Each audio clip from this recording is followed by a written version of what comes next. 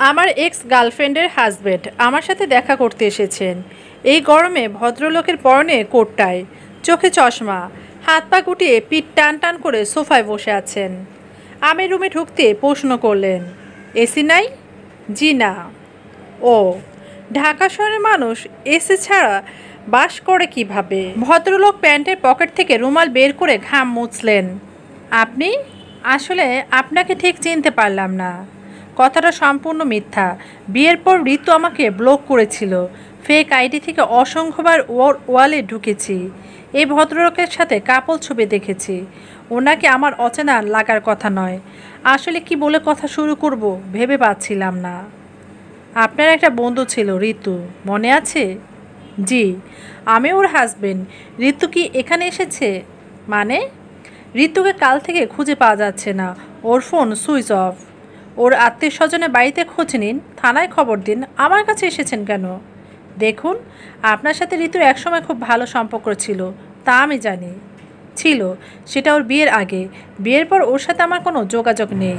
বলা ভালো, ঋতুই কোনো যোগাযোগ রাখেনি। ও চাইলে আপনি কথা বলতেন। ফিকে হাসি হাসলাম। ঋতু দুই অক্ষরের ছোট্ট একটা নাম, অথচ বুকের কতটা গভীরে বসবাস।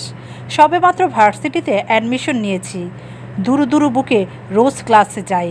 ক্লাস শেষ হবার পর সোজা ম্যাসে ফিরি। 2 মাস কেটে যাবার পরও আমার কোনো বন্ধু হয়নি। নেত্রকোনার অজপাড়াগায়ে আমার জন্ম। আর সব বন্ধুদের তুলনায় ঢিলেঢালা প্যান্ট, কায়দা করে চুল আঁচড়াতে পারি না। একটানা বেশিক্ষণ কথা বললে খাস নেত্রকোনার টান এসে যায়। নিচের পোশাক ভাষা নিয়ে সবসময় জড়তায় ভুগি। একদিন থার্মোডাইনামিক্সের ক্লাস চলছিল। খুব মনোযোগ সহকারে ম্যামের লেকচার শুনছিলাম। হঠাৎ পেছনের বেঞ্চে বসা একটা মেয়ে গপ করে আমার মাথার একগোছা চুল ধরে বলল, এই রে, তোমার মাথায় উকুন। টান মেরে উকুনটা বের করে বেঞ্চে মারল। লজ্জায় ইচ্ছা করছিল মাটির সাথে মিশে যায়। পেছন দিকে তাকাতে পারছিলাম না। নির্ঘাত মেয়েগুলো খুব হাসছে। সারা ক্লাস আর কিছু মাথায় ঢুকছিল না। কোনো মতে ক্লাস শেষে ম্যামের সাথে বের হয়ে এলাম। ছোট্ট কোনো ঘটনা নিয়ে ক্লাসের সহপাঠীদের হাসাহাসি করতে দেখেছি। একটা ছেলের মাথায় উকুন পাওয়া এ তো বিরাট কোনো ঘটনা। সেদিন আর ক্লাস করলাম না। শুক্র শনি 2 দিন হলিডে। রোববার দুরু দুরু বুকে পিছনের বেঞ্চে বসে আমি আছি। স্যার ক্লাসে আসলে বেঁচে যাই। ঠিক এমন সময় ফর্সা মতন একটা মেয়ে আমার সাথে এসে বসলো। কোকড়া চুল, ঝুঁটির মতো করে বসা। নড়েচড়ে বসলাম। ছেলেমেয়েরা একসাথে বসে না এমন নয়, কিন্তু আমার সাথে মেয়ে তো দূরে থাক, কোনো ছেলে বসতে চায় না। মেয়েটা আমার দিকে তাকিয়ে হাসলো। তোমার কাছে আমি একটা থ্যাঙ্কস পাও না। কেন? সেদিন যে তোমার মাথার উকুন মেরে দিলাম। কাছে আসো তো, আরও উকুন আছে কিনা দেখি। না না, লাগবে না। লাফ দিয়ে বেঞ্চে শেষ মাথায় গিয়ে বসলাম। মনে মনে প্রতিজ্ঞা করলাম, আজই বাড়ি গিয়ে চুল কেটে ফেলবো। ক্লাস শুরু হতে মেয়েটা আমার কাছে ঘেঁষে এলো। ফিসফিস করে বলল, পড়াশোনা করতে আমার ভালো লাগে না, রসায়ন তো বমি পায়। তাহলে পড়াশোনা করো কেন? কি করব? নয়তো বাবা বিয়ে দিয়ে দিবে। আমার বড় বোনের 2 বোনের খুব তাড়াতাড়ি বিয়ে হয়ে গেছে। বড়টার বিয়ে হয়ে গেছে একটা গোবাদা চেহারা ব্যবসায়ীর সাথে, টাক মাথা। সে মাথায় জিলাপির প্যাচ। কিভাবে ব্যবসা বাড়ানো যায় সেই ধান্দা। 2 দিন পরপর আমার জন্য বিয়ের সম্বন্ধ নিয়ে আসে। বদ শালা। হাঁ করে মেয়েটার কথা গিলছিলাম। একটা মেয়ে তার নিজের দুলাভাইকে শালা বলে গালি দিতে পারে বলে জানতাম না। তোমার নাম কি? রুমি। বাহ, জাহানারা ইমামের ছেলের নাম ছিল রুমি, শহীদ মুক্তিযোদ্ধা। তুমি 71 দিনগুলো পড়েছ? না। কি বলছো? তুমি এত ভালো বই পড়োনি? আসলে আমার বই পড়ার অভ্যাস আছে, কিন্তু গ্রামের লাইব্রেরিতে তত বই ছিল না। ও, মেয়েটা বিজ্ঞের মতো মাথা নাড়ল। তোমার কাছে 200 টাকা হবে? কেন? ভয় পাচ্ছিলাম। ধার চাইবে না তো? বাবা যে টাকা পাঠায় খুব টানাটানি করে মাস শেষ করে। মুদি দোকানদার বাবার কাছ থেকে এর চেয়ে বেশি চাইতেও লজ্জা হয়। কি হলো, কত আছে? 100 টাকা। ঠিক আছে, আজ ক্লাস শেষ হলে আমরা নীল খেতে যাব। ভেবেছিলাম কোনো উসিলা ধরে মেয়েটার হাত থেকে নিস্তার যাব। তা না, মেয়েটা টানতে টানতে নীল খেতে নিয়ে চলে এলো। ফুটপাতের বৃদ্ধ দোকানদার ওকে দেখে সবগুলো দাঁত বের করে হাসলো। ঋতু মামুনি, কতদিন পর আসলা? পকেটে টাকা ছিল না মা? সাথে এটাকে? আপনার নতুন কাস্টমার। ঋতু আধময়লা পুরনো একটা বই নাকে নিয়ে ঘ্রাণ শুকলো। বড় বড় চোখ করে ওকে দেখছি। জানো তো, বই যত পুরনো হয় বোঝা যায় পাঠকের কাছে তার মূল্য ঠিক ততখানি হয়। সেদিন ডর্জনখানেক বই কিনে বাড়ি ফিরলাম। পুরনো বই, নামাত্র মূল্য দাম। অর্ধেকটা ঋতু দিয়েছে, অর্ধেকটা আমি। মেয়েটা চলে যাওয়ার পর লক্ষ্য করলাম মানিব্যাগ শূন্য, হাতে গোটা কয়েক বই, কিন্তু হৃদয় জুড়ে প্রশান্তি রেখে গেছে। কি ভাবছেন? ভদ্রলোকের প্রশ্নে বর্তমানে ফিরে এলাম। কিছু না, আপনি চা কফি কি খাবেন বলুন। ভাই, আমি আপনার কাছে সময় কাটাতে আসিনি। আপনি সত্যি বলছেন ঋতু আপনার কাছে আসেনি? জি না, আপনার মতো বিত্তবানকে ছেড়ে আমার মতো বাউন্ডুলের কাছে আসার কথাও না। মেয়েরা সুখ খুঁজে নিতে জানে। মিলন সাহেব মানে ঋতুর হাজব্যান্ড হাসলেন। মেয়েদের মন কখন কী চায় তারা নিজেও জানে না। বইমেলা ঘুরে ও আপনার প্রকাশিত বইয়ের কয়েক কপি কিনে পরিচিত জনদের বই গিফট করে, গল্প করে। আপনি ওর ঘনিষ্ঠ বন্ধু ছিলেন, এতে অন্যায় কিছু দেখছি না। যখন আমার বই বের হতো না, লোকে আমাকে চিনত না, তখনও ঋতু আমার লেখা খুঁটিয়ে খুঁটিয়ে পড়তো, পড়ে মন্তব্য করতো। মেয়েটা বই পড়তে ভালোবাসে। বই পড়া যত সব ঢং। কোনো বিয়ে, বার্থডে পার্টি কোথাও যেতে চায় না। আমার আত্মীয় স্বজন কারোর সাথে মিশতে পারে না। আনকালচার একটা। অন্য কেউ ঋতুর নামে এমন মন্তব্য করলে কড়া ভাষায় জবাব দিতাম, কিন্তু মিলন সাহেব ঋতুর হাজব্যান্ড, স্রষ্টা, ঋতুর প্রতি আমার সমস্ত অধিকার কেড়ে নিয়েছেন। সেটা আপনাদের পারিবারিক ব্যাপার, আপনারা সলভ করবেন। জি, সেই চেষ্টাই করছিলাম। মাঝখান থেকে ঋতু উধাও। আজ উঠি, এটা আমার কার্ড। ঋতুর কোনো খোঁজ পেলে আমাকে জানাবেন। মিলন সাহেব দরজা পর্যন্ত চলে গিয়ে আবার ফিরে এলেন। কিছু মনে করবেন না, আপনার বাসাটা ঘুরে দেখতে পারি? আমার এক্স গার্লফ্রেন্ডের হাজব্যান্ড আমার বাসা ঘুরে দেখতে চাইছেন। হতভম্ব হয়ে দাঁড়িয়ে আছি। মিলন সাহেব আমাকে পাশ কাটিয়ে ভিতরে ঢুকে গেলেন। বেডরুম, কিচেন, বাথরুম কিছু খোঁজা বাকি রাখলেন না। ব্যাচেলর থাকি, অগোছালো বিছানার চাদর, নোংরা রান্নাঘর। তা হোক, আমি তো আর জানতাম না সকাল সকাল কেউ আমার বাসা তল্লাশি করতে আসবে। উনি পাশে দাঁড়িয়ে সিগারেট ধরালেন। চোখে সামান্য জড়তার চিহ্ন মাত্র নেই। একা থাকেন? জি না, আমার এক বন্ধুর সাথে থাকে। একা এত বড় ভাষা ভাড়া দেবার পয়সা নাই। সে কোথায়? চিটাঙ্গাং গেছে। ঠিকানা দেব? গিয়ে খুঁজে দেখবেন আমি আপনার স্ত্রীকে লুকিয়ে রেখে এসেছি কিনা। আপনি কিন্তু আমাকে অপমান করছেন। আর এতক্ষণ আপনি যা করলেন তা ন্যায়সঙ্গত কাজ? মিলন সাহেব চশমা খুললেন। টকটকে লাল দুটি চোখ, চোখের নিচে প্রশস্ত কালির ছাপ। কত রাত ঘুমান না কে জানে। ঋতু যে আমার জন্য কি তা বলে বোঝাতে পারবো না। ভদ্রলোক আমাকে আর কিছু না বলার সুযোগ দিয়ে হন হন করে বেরিয়ে গেলেন। উনি চলে গেলে সোফায় শুয়ে চোখ বন্ধ করলাম। আশ্চর্য ব্যাপার, কত বছর হলো ঋতু আর আমার স্বপ্নে আসে না। চোখ বন্ধ করলে দেখতে পাই না কোকড়া চুলের একটা ফর্সা মেয়ে হাত নেড়ে গল্প করছে। একটানা অনেকক্ষণ কথা বলার পর হাঁপিয়ে উঠেছে। নাকের ডগায় বিন্দু বিন্দু ঘাম। ক্যান্টিনে যাবে? এখানে ডালপুরি ফাটাফাটি বানায়। ঋতুকে কি করে বলি? মাসের 28 তারিখ চলছে, বাবা টাকা পাঠাবেন 2 তারিখ। এ কটা দিন মিলের টাকা বাঁচাতে একবেলা খাই। 1 কাপ চাও আমার জন্য বিলাসিতা? না, আমার কিছু কাজ আছে। কি কাজ? মানে ব্যক্তিগত। গুছিয়ে মিথ্যে বলা তখনও শিখে উঠতে পারিনি। ঋতু কয়েক সেকেন্ড আমার দিকে তাকিয়ে থাকলো। আসো আমার সাথে। কোথায়? ঋতু কথা না বাড়িয়ে রিকশা নিল। আমি রিকশা নিচ্ছি ঠিকই, কিন্তু রোজ তুমি হেঁটে যেতে পারবে। তোমার ম্যাচ থেকে 10 মিনিটের হাঁটা পথ। কোথায় যাব? তোমার এসএসসিতে রেজাল্ট ছিল কি? জিপিএ বললাম। আমার ফুপি জিজ্ঞেস করলে বলবে এসএসসি ইন্টার দুটাই A+। আর দেশের বাড়ির কথা জিজ্ঞেস করলে বলবে বিষয় সম্পত্তির অভাব নেই। নেহাত তুমি নিজের পায়ে দাঁড়াতে চাও, আর আমার রিকোয়েস্টে টিউশনি করাতে এসেছো। বুঝেছ? বুঝলাম, কিন্তু এত মিথ্যা বলার দরকার কি? ঋতু হাসল। আমার ফুপু টাকা না থাকলে মানুষকে মানুষ বলে মনে করে না। ছেলের প্রাইভেট টিচারদের 2টো টোস্ট বিস্কুট আর 1 কাপ চা এমনভাবে ছুঁড়ে দেয় যেন ভিখারিকে খাবার দিচ্ছে। আবার মাসে কদিন পড়াতে আসবে না তা হিসাব করে টাকা কেটে রাখবে। ঢাকা কয়েকটা বাড়ি, ফুপার বিরাট ব্যবসা। কিন্তু মাসের 7 তারিখ চলে যায়, প্রাইভেটে টাকা দেবার খবর থাকে না। শুধু আমার ফুপু না, আরও অনেকেই এমন, তারা জানে স্টুডেন্টরা দায়ে পড়ে প্রাইভেট পড়াতে আসে, আর ওরা সেই সুযোগটা নেয়। মামা বায়ে রাখেন, এই বাড়ি।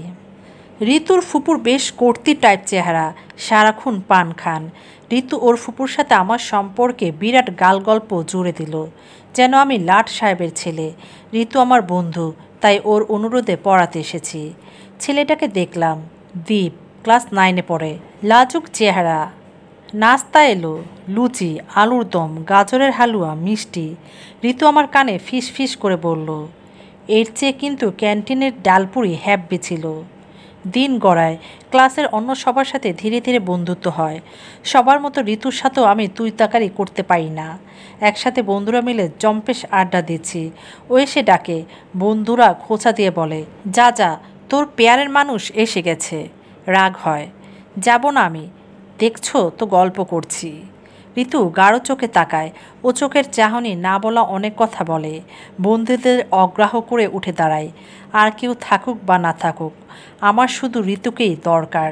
প্রথম গল্প ছিল ঋতুকে নিয়ে লেখা, শেষটা এমন, আমি অ্যাক্সিডেন্টে মারা যাই। এই ক্যাম্পাস, টিচার, বন্ধুরা সবাই একসময় আমাকে ভুলে যায়, শুধু ঋতু মনে রাখে। ওর আমার একটা আলাদা পৃথিবী ছিল। ও পড়ে খুব কাঁদে, ঠোঁট ফুলিয়ে অভিমান করে। গল্পের শেষটা বদলে দেবে প্লিজ, আমার খুব কষ্ট হচ্ছে। দিব। তাড়াহুড়ায় সাপ্তাহিক ম্যাগাজিনে লেখাটা জমা দেই। ভেবেছিলাম বাছাই হবে না, তাই সিরিয়াসও ছিলাম না। সেই গল্প ছাপার অক্ষর দেখে ঋতুর ভীষণ খুশি। চোখ বড় করে কপট অভিমানের ভান করে, তুমি মরতে পারো না, শেষ পর্যন্ত আমি তোমারই হব। আমি বেঁচে আছি, ঋতুও আছে, শুধু দুজনের পৃথিবীটা আলাদা। ঘুম আসবে না আর।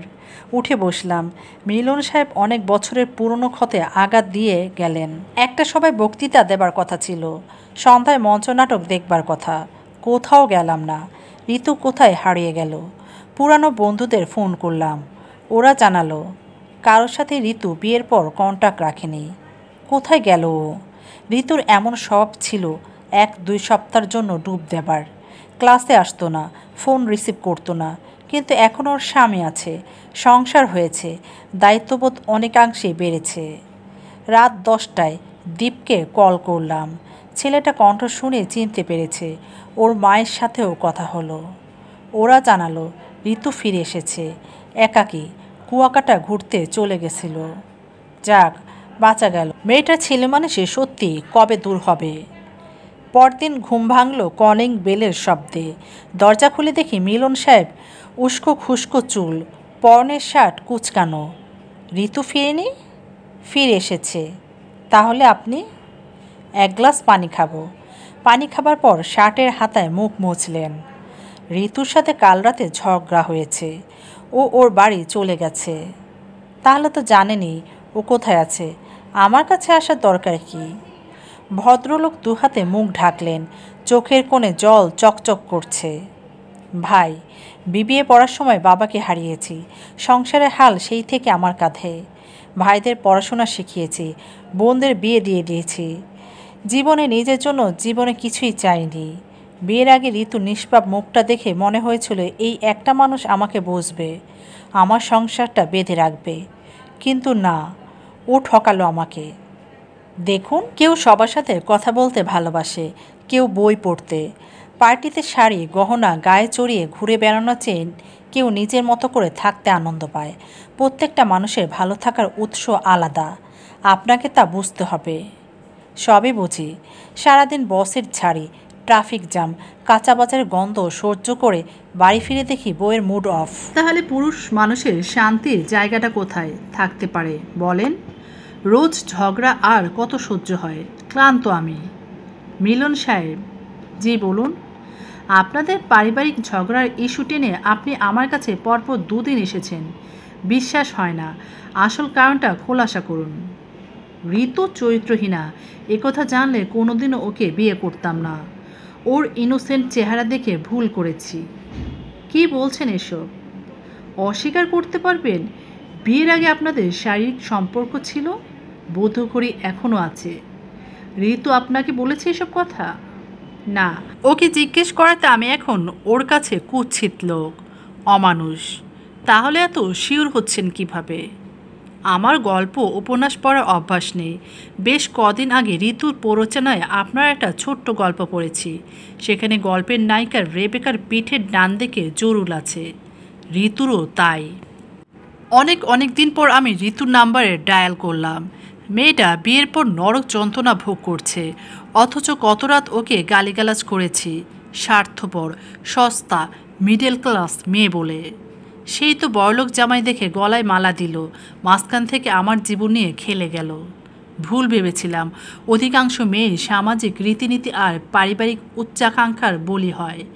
এদেশে মেয়েরা যতই গুণবতী মেধাবিনী হোক, মেয়ের পরিবারের ডিমান্ড থাকে উচ্চ শিক্ষিত, পয়সাওয়ালা জামাই। স্বামীর পায়ে ভর দিয়ে সমাজে উঁচু হয়ে দাঁড়াবে, নিজের পা দুখানা থাকে। ঋতুর নাম্বার বন্ধ। ফেসবুকে খুঁজলাম, আইডি ডিঅ্যাক্টিভ। ওর বাড়ির ঠিকানা জানি। শার্ট প্যান্ট গায়ে জড়িয়েও ওর সাথে দেখা করবার ইচ্ছা বাদ দিলাম। ওর জীবনের বিষাদময় অধ্যায়টা আমি জানি, শুনলে আরও লজ্জিত হবে। ও ভীষণ অভিমানী মানুষ, দিন শেষে স্বার্থপর প্রাণী। নিজের কাজে ব্যস্ত হয়ে গেলাম। নতুন একটা উপন্যাস লেখায় হাত দিয়েছি। সারাদিন কলম চালাই, দুপুরে ঘুমাই, সন্ধ্যায় হাঁটতে বের হই। এই শহরে ব্যস্ত মানুষের ভিড়ে আমার ব্যস্ততার কোনো কারণ নেই, ভাবতে ভালো লাগে। একদিন হাঁটতে হাঁটতে মিলন সাহেবের সাথে দেখা হলো। আখের শরবত খাচ্ছেন। এড়িয়ে যেতে চেয়েছিলাম, কিন্তু তিনি আমার দিকে তাকিয়ে হাসলেন। ভালো আছেন? ভালো আছি। আপনার খবর কি? চলছে। বউ বাড়ি ফিরেছে? না, মিউচুয়াল ডিভোর্সের প্রিপারেশন নিচ্ছে। বলেন কি? হ্যাঁ, অনেকবার সরি বলেছি, লাভ হয়নি। ওদের বাড়ি গেলে ও দরজা বন্ধ করে থাকে। আমার মুখ দর্শন করা ওর জন্য পাপ। আপনি কি চান? শাস্তি মাথা পেতে নিয়েছি। আখের শরবত খাবেন? আপত্তি নেই। বেঞ্চিতে বসলাম। এ কদিনই মিলন সাহেব বেশ শুকিয়ে গেছেন, মুখ ভর্তি খোঁচা খোঁচা দাড়ি। ইনি স্ত্রীর নামে আজে বাজে কথা বলতে দ্বিধাবোধ করেনি, আবার স্ত্রী বিরহে কাতর হয়ে পড়েছেন। মানুষের চরিত্র বোঝা মুশকিল। পাশাপাশি অনেকক্ষণ বসে আছি, কথা খুঁজে পাচ্ছি না। বাড়ি যাবেন না? বাড়ি ফেরার টান অনুভব করছি না। আচ্ছা। আরও কিছুক্ষণ পর নিজেই উঠলাম। আসি তাহলে। যান, ভালো থাকবেন। মিলন সাহেবের সাথে প্রায় দেখা হয়। দুজনে আখের শরবত খাই, সিগারেট টানি। কিছু মনে করবেন না, আপনাকে একটা কথা জিজ্ঞেস করার ছিল।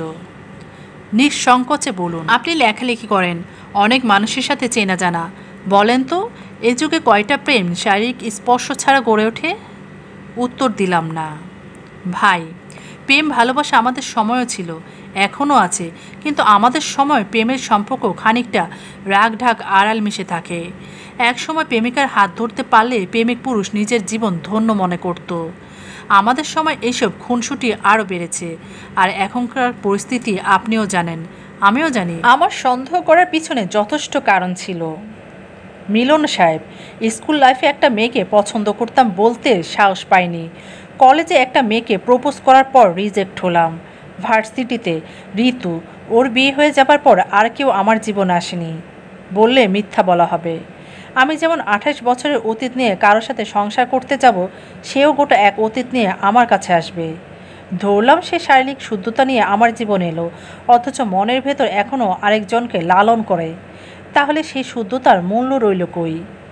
সে যেমনই থাকুক, কিন্তু বাকিটা সময় জুড়ে শুধু আমার থাকুক। মাঝরাতে ঘুম ভেঙে গেলে যেন পাশের বালিশটাতে আমাকে খোঁজে, এর চেয়ে বেশি আশা করি না। মিলন সাহেব বললেন, ভাই, আপনার স্ত্রী কিন্তু বাড়ির বউ। শ্বশুরবাড়িতে তার একটা আলাদা সম্মানের জায়গা আছে। বিয়ের পর একটা ছেলে তার বাবা মা আত্মীয় স্বজন সবার দায়িত্ব স্ত্রীর সাথে ভাগ করে নেয়। আপনার সন্তানদেরও বড় করে তুলবে, তাই স্ত্রীর প্রতি স্বামীর চাওয়া পাওয়ার কোনো শেষ থাকতে নেই। ঠিকই বলেছেন, আপনার কথায় যুক্তি আছে। উঠি, আমার একটু কাজ আছে। আসুন, কবে আবার দেখা হবে? শুক্রবার। আমার মতো যাদের কাজকর্ম নেই তাদের কাছে সপ্তাহে 7 দিনই সমান। তারপরও শুক্রবার মানে আলাদা কিছু, শৈশবের অভ্যাস যাকে বলে। সোফায় পেপার হাতে আয়েশ করে বসেছি, হন্তদন্ত হয়ে মিলন সাহেবের প্রবেশ। আপনাকে এমন লাগছে কেন? কি হয়েছে? ঋতু উকিল নোটিশ পাঠিয়েছে, ও ডিভোর্স চায়। মিলন সাহেব হাত চেপে ধরলেন। আপনি প্লিজ ওর সাথে একটু কথা বলবেন, ও আপনার কথা ঠিক মানবে। তা কি করে সম্ভব? খুব সম্ভব। প্লিজ এই অনুরোধ অন্তত রাখুন। ঠিক আছে, চলুন। আকাশ জোড়া মেঘ, এ শহরের মানুষ বৃষ্টিকে ভয় পায়, তারা ব্যস্ততায় বেঁচে থাকে, বৃষ্টি তাদের জীবনযাত্রায় বাধা হয়ে দাঁড়ায়। ঋতু আসছে, পরনে সবুজ সুতির শাড়ি, পায়ে স্লিপার, খোপা করা চুল। ওর বিয়ের পর সবাই বলেছিল ঋতু মুটিয়ে গেছে, মুখে মেস্তার দাগ। কই, ঋতুকে তো ঠিক আগের মতোই লাগছে, ঠিক যেমনটা আমি ভালোবাসতাম। মিলন সাহেব বললেন, আমি ভাবিনি আপনার ফোন কলে ও আসবে। আপনাকে অনেক ধন্যবাদ। ও জানে না আপনি আমার সাথে আছেন। মিলন সাহেব দীর্ঘশ্বাস ছাড়লেন। ঋতু এগিয়ে আসছে, এদিক সেদিক তাকাচ্ছে, সম্ভবত আমাকেই খুঁজছে। একটা বাচ্চা মেয়ে এসে ওর কাছে টাকা চাইল। ঋতু একটা দোকানে ঢুকলো, পেছনে বাচ্চাটাকে নিয়ে। মিলন সাহেব বললেন, ওর কাছে ভাঙতি নেই, টাকা ভাঙানোর জন্য গেল। না, ও বাচ্চাটাকে কিছু কিনে দেবে, নিজেও কিছু খাবে। সত্যি কিছুক্ষণ পর ঋতু বাচ্চাটার সাথে বেরিয়ে এলো, দুজনের হাতে কোন আইসক্রিম। আশ্চর্য, আপনি জানলেন কি করে? হাসলাম, মেঘ ডাকছে। ঋতু বড় বড় চোখে আকাশের দিকে তাকালো। ঋতু মাথার চুল খুলে দেবে। বলতে না বলতে ঋতু খোপা খুলে চুলে আঙুল চালালো। অদ্ভুত, আপনি কিভাবে বুঝলেন? বলেছিলাম না, ওর হৃদয়টা আমার কাছে স্বচ্ছ আয়না, তাই বাহিরটা দেখার প্রয়োজন হয়নি কোনো দিন। যান, ওর পাশে গিয়ে দাঁড়ান। না, ও রাগ করবে। করবে না, আপনাকে দেখলে ওর রাগ পানি হয়ে যেত, তাই এতদিন মুখোমুখি দাঁড়ায়নি। আপনি ওর কাছে যান। মিলন সাহেব এগিয়ে যাচ্ছে, একবার পিছন ফিরে আমার দিকে তাকালো। আমি হেসে অভয় দিলাম। বড় বড় ফোঁটায় বৃষ্টি পড়ছে, পা চালিয়ে হাঁটছি, বাড়ি ফিরতে হবে। আমায় পিছু ফিরে ডাকার কেউ নেই। গল্পটি ভালো লাগলে অবশ্যই চ্যানেলটিকে সাবস্ক্রাইব করবেন, লাইক কমেন্ট শেয়ার করে পাশে থাকবেন। ধন্যবাদ।